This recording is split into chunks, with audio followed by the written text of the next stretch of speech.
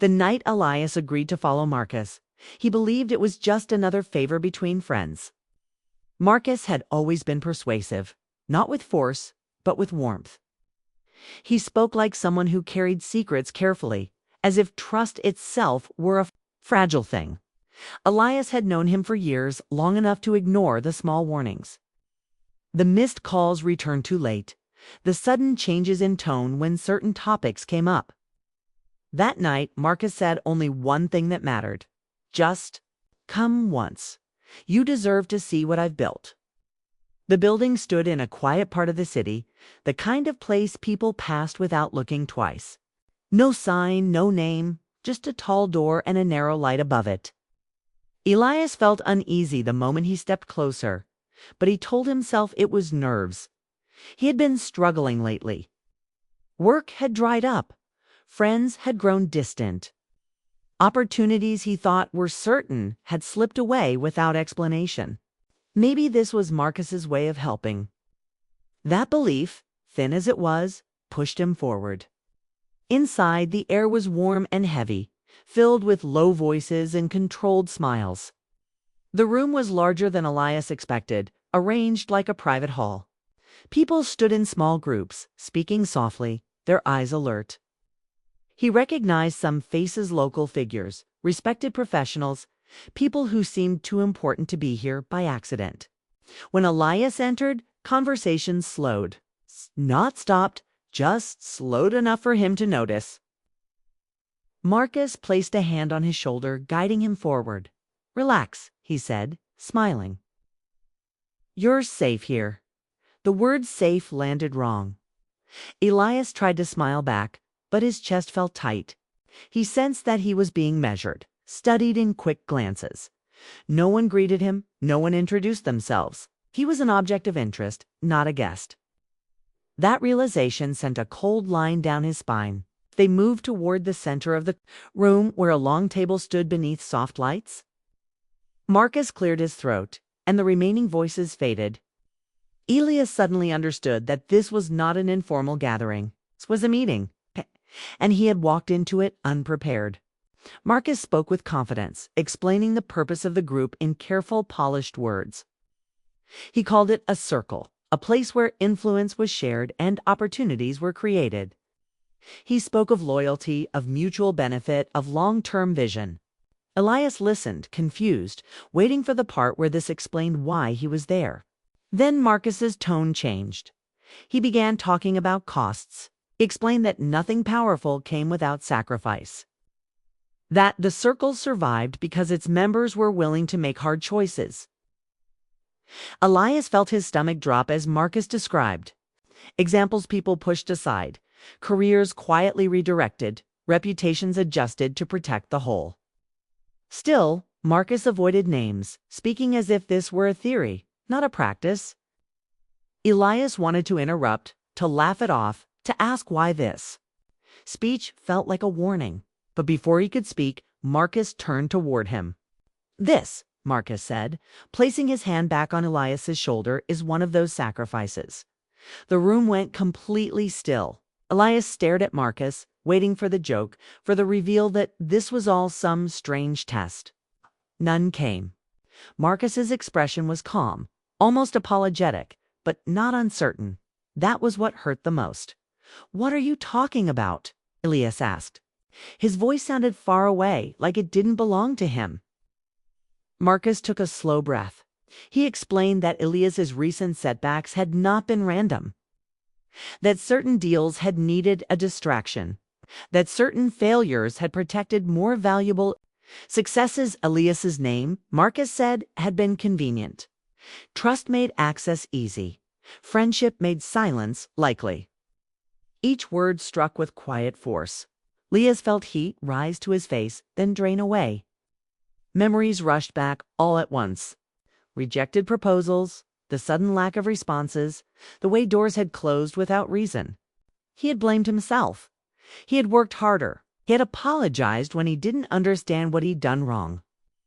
All of it had been planned. "Why?" Elias asked. It was the only word he could find. Marcus didn't hesitate. He said the circle needed proof of commitment. He said Elias would recover eventually. He said this was how things worked at higher levels. Not cruel, just necessary. Necessary. Elias looked around the room, hoping to find a face that showed doubt, regret, anything. Human? He found none. Some looked away. Others watched him with interest, as if he were part of a lesson being taught.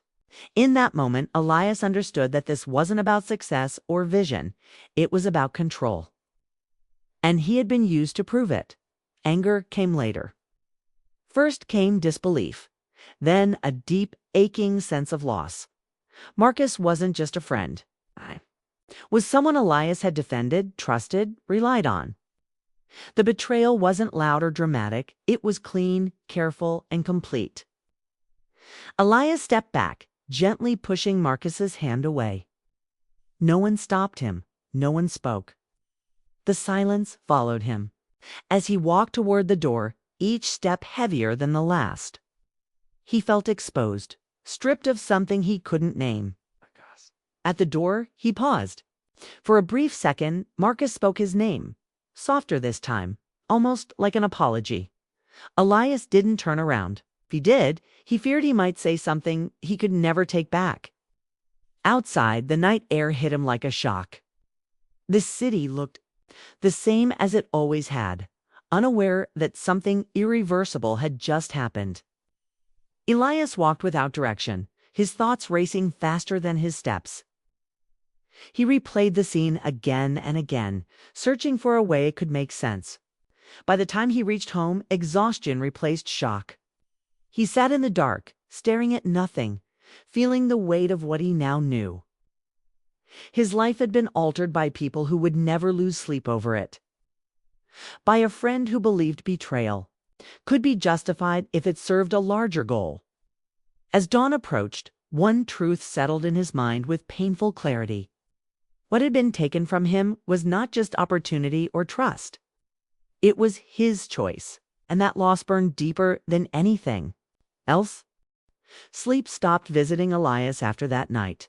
When it did, it came in short. Sharp bursts filled with fragments of the room, the table, Marcus's steady voice. He woke each time with his jaw tight and his hands clenched, as if his body was still bracing for impact. The city outside his window moved on without him, unaware that his life had split into a clear before and after. During the day, Elias tried to act normal. He answered messages, returned calls, and showed up where he was expected, but every interaction felt hollow. People spoke, and he heard words without meaning. Smiles looked staged. Trust felt like a trick he had once believed in and would never fall for again. The betrayal had changed the way he saw everything. Anger arrived slowly, then all at once. At first, it hid behind reason. Elias told himself to let it go, to rebuild quietly, to be better than them.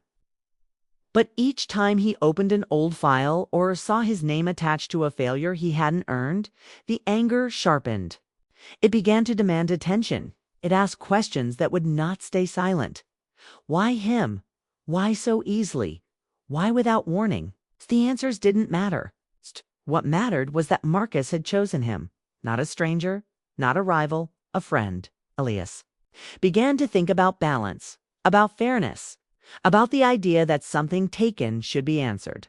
Revenge did not feel wild or dramatic the way stories described it.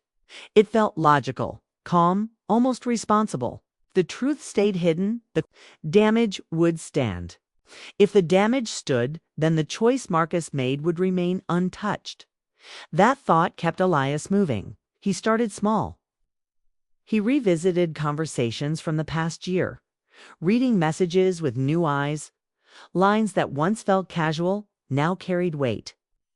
Promises sounded rehearsed. Delays felt planned. He noticed how often Marcus had asked questions about Elias's work, his contacts, his timing. At the time, it felt like interest.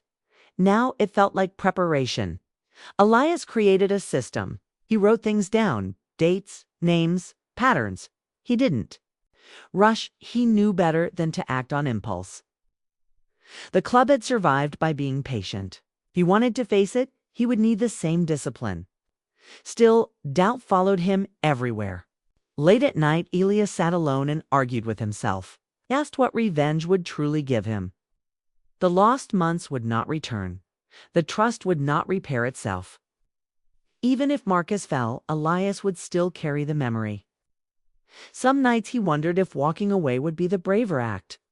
But then he would remember Marcus's voice, calm, certain, unmoved, and the doubt would fade. Marcus, meanwhile, felt the absence more than he expected. Elias had always been a steady presence in his life. Losing that connection left a quiet gap Marcus didn't know how to fill. He told himself it was necessary. That leadership required hard choices. That friendship had limits when larger goals were at stake. Yet small things began to bother him. He caught himself watching doors longer than needed. He hesitated before sending messages. The circle continued as usual, but the ease he once felt was gone. Elias's silence followed him like a shadow. Marcus replayed the moment Elias walked away. The lack of anger in his face disturbed him more than shouting would have. Marcus had prepared for outrage, for blame. He had not prepared for distance. Distance suggested judgment. And judgment made Marcus uncomfortable. He tried to justify everything again. He reminded himself that the circle had given him purpose, reach, protection. He told himself Elias would rebuild, that people always did. Still, a small voice kept asking whether loyalty built on sacrifice was loyalty at all. Elias pushed forward. He reached out to old contacts carefully, not revealing everything, just enough to test reactions. Some doors remained closed, others opened slightly. In those cracks, Elias found hints that matched his notes. Quiet changes, sudden shifts. Decisions that benefited the same small group of people again and again. The picture grew clearer. Each confirmation brought a strange mix of relief and weight. Elias was not imagining it. He had not failed on his own. But knowing the truth made the path ahead heavier. Revenge no longer felt like a response to pain. It felt like a responsibility to expose something wrong. That shift scared him. He worried about losing himself in the process. Worried about becoming someone who watched others fall with satisfaction. He remembered who he had been before that night patient, open, slow to judge. He didn't want to erase that person completely, but he also refused to remain silent. The planning became more intense. Elias gathered records and saved copies in places only he could access. He avoided direct contact with Marcus, knowing emotion could ruin focus. Every move was measured. Every step had a reason. Still, moments of weakness crept in. Sometimes Elias imagined confronting Marcus's face-to-face, demanding answers that went beyond strategy. He wanted Marcus to admit fear, guilt, regret. He wanted proof that the betrayal had cost him something. But Elias knew better. Confrontation would offer release, not results. The internal struggle wore him down. Kay felt stretched between who he was and who he was becoming. Some days, revenge felt like justice. Other days, it felt like a trap that would keep him tied to the worst moment of his life. The more he learned about the circle, the more he understood how easily people justified harm when it was quiet and clean. No one thought of themselves as cruel. They thought of themselves as practical, necessary, smart. That realization unsettled him. Elias wondered how close he was to doing the same thing. Fi began asking harder questions of himself. Was he seeking balance? Or was he seeking control? Would exposing the truth protect others? Or was it about making Marcus feel small? The answers changed depending on the hour, the memory, the mood. Marcus felt pressure building from another direction. Rumors started to surface, vague but persistent. He sensed movement outside the circle, small disruptions that hinted at attention. He told himself it was coincidence, but unease settled deep. He considered reaching out to Elias again, not to apologize, but to assess. The idea stopped him cold. If Elias was planning something, contact could make things worse. Marcus hated that he was thinking this way. measuring a friend like a risk. That, more than anything, made him uneasy. Elias reached a turning point one evening as he reviewed everything he had collected. The evidence was enough. Not overwhelming, but solid. Enough to raise questions that would not disappear. Enough to shake foundations. He sat back and felt a strange calm. This was it. The line he had been walking toward since the night of the betrayal. From here, there was no pretending. This was just thought or anger. Action waited on the other side. Elias closed his eyes and pictured the moment. It would all come out. The confusion, the denials, the careful statements that would follow. He imagined Marcus reading the same facts Elias had lived with for months. For the first time, Elias felt fear. Not of failure, but of success. If he went through with it, nothing would be the same. The past could not be restored. The future would be shaped by a choice made in pain. He realized then that revenge was not a single act. It was a path that changed the person walking it with every step. And he was already far down that path, whether he liked it or not. The conflict inside him did not end that night. It sharpened. It focused. Elias understood that the next move would define not just what happened to Marcus, but who Elias would be when the dust settled. Elias's heart pounded as he approached the building again. The city had not changed, but he had. Every step felt heavier than the last, weighed down by months of planning, sleepless nights. And the quiet obsession with justice. The streetlights cast long shadows, sharp and uneven, and for a moment he hesitated, letting the night air cool his racing thoughts. He reminded himself why he had come. To confront the betrayal, to expose the truth. To reclaim what had been taken not for cruelty, but for fairness. The door was familiar now, but the hand that opened it was not. Elias paused as the dim light inside revealed the same faces he had seen months ago. All calm, collected, unaware of the storm gathering outside their walls. The circle operated like a machine, smoothly, quietly, as if betrayal was impossible. Here, as if trust could always be manipulated. He felt a flash of anger, sharp and hot, and then it was gone. Replaced by the cold clarity of purpose. Marcus noticed him immediately. His eyes widened, but his voice remained steady. "You're here," he said. There was no surprise, only the weight of recognition. Elias said nothing. He didn't need words. Months of careful observation, evidence gathering, and emotional preparation had distilled into a single moment of clarity. He held power now, not over others, but over the truth. And the truth, once released, would shake everything Marcus had built. Elias's fingers tightened around his phone.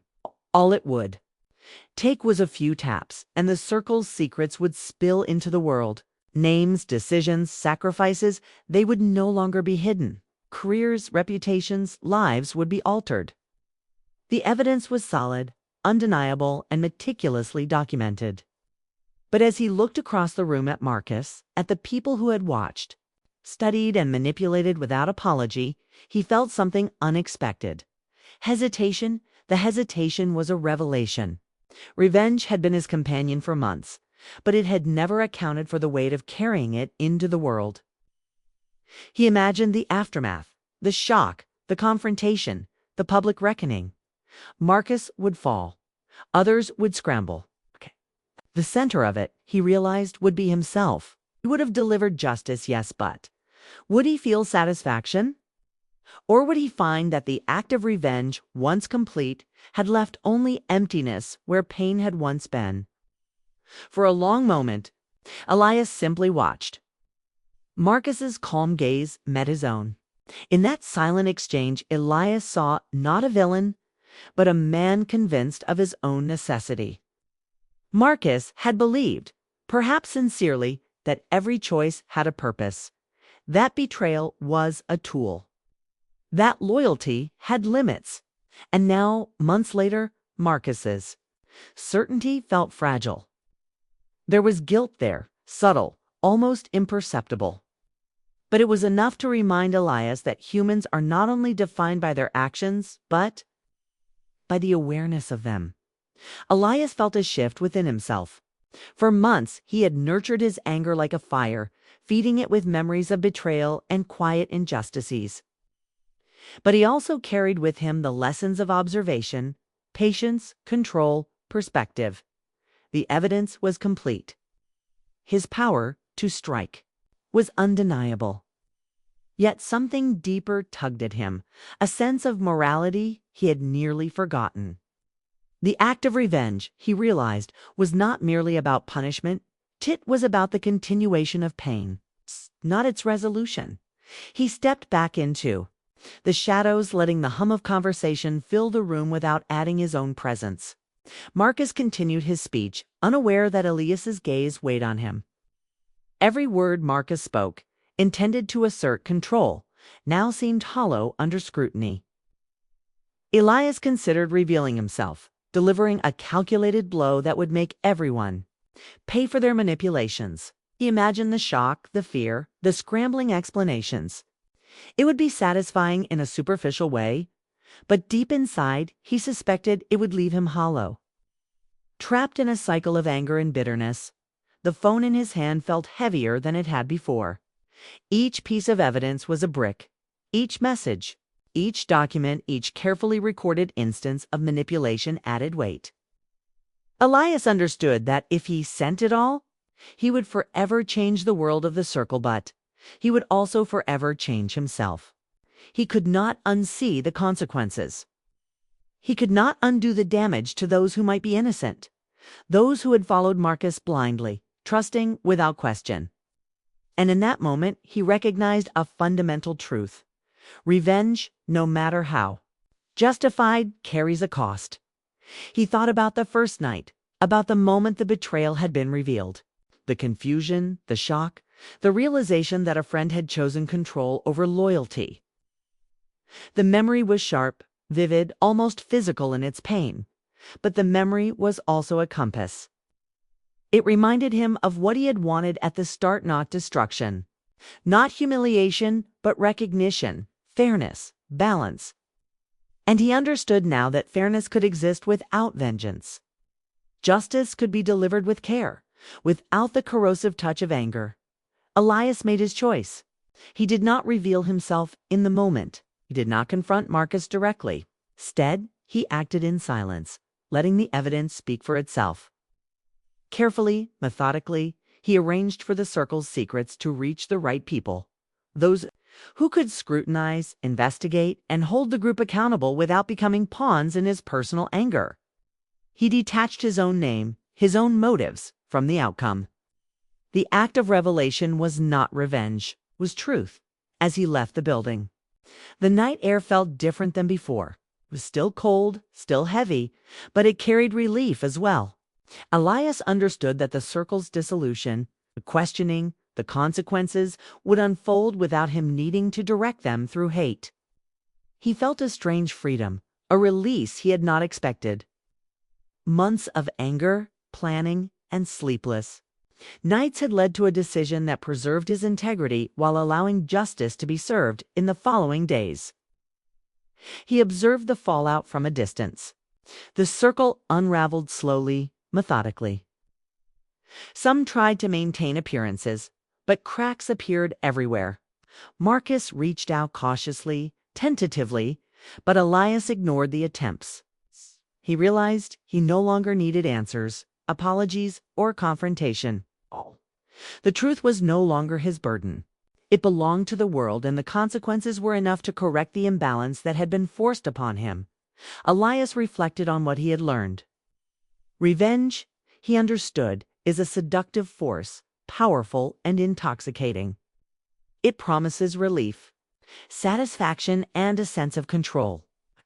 But it also binds the person who seeks it, shaping them into someone defined by anger and bitterness. Choosing a different path, choosing restraint, choosing justice without malice, was far more difficult, but it offered something greater: freedom. He thought about Marcus, about the circle, about the lives touched by the revelations. He felt no triumph, no gloating satisfaction.